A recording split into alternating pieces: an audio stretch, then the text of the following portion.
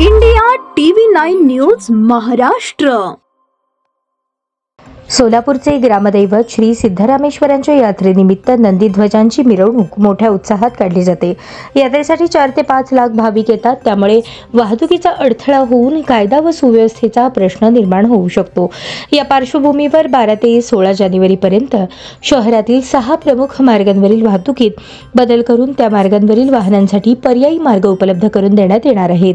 Police आयुक्त M राजकुमार यांनी त्यासंबंधीचे आदेश काढले आहेत। यात्रेच्या निमित्ताने विजापूर वेस्ट ते पंचकट्टा, लक्ष्मी मार्केट ते पंचकट्टा, भारतीय स्टेट बँक ट्रेझरी शाखा ते पंचकट्टा, भारतीय स्टेट बँक ट्रेझरी शाखा ते पंचकट्टा, पार्क चौक ते मार्केट चौकी आणि ज्ञान प्रबोधिनी प्रशाला ते डॉक्टर निर्मल कुमार फडकुले सभागृह हे मार्ग 12 ते 16 जानेवारीपर्यंत सार्वजनिक वाहतुकीसाठी बंद ठेवले जाणार आहेत।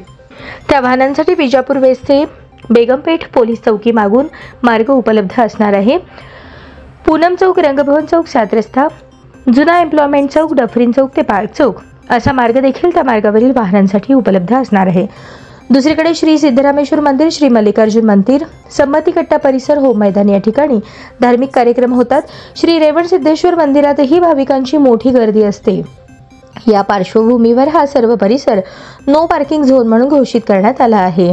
12 ते 16 जानेवारी या काळात शहरातील विविध मार्गांवरून नंदीध्वज मिरवणूक काढली जाते। हिरे हब्बू मठ, बाबा कादरी मस्जिद, डॉक्टर चिडगुपकर यांचे घर, श्री केळकर वकिलांचे घर, दाते यांचे गणपती मंदिर, हाजीमाई चौक, खाटीक मस्जिद, कसबा चौक, माणिक चौक, विजापूर वेस, वडतिले यांचे दुकान, घिजाड गली, पंचकट्टा, रिपन हॉल, तेथून श्री सिद्धरामेश्वर मंदिर, डफरीन चौक, रेल्वे स्टेशन, भैया चौक, नवी वेस पोलीस चौकी, छत्रपती शिवाजी महाराज चौक, एसटी स्टँड, सम्राट चौक, बाळी वेस, चाटी गलीपर्यंत, तसेच नंदीध्वज 68 लिंग प्रदक्षिणा मार्ग या मार्गावर सर्व प्रकारच्या वाहनांना नंदीध्वज मिरवणुकीवेळी प्रवेशबंदी असणार आहे।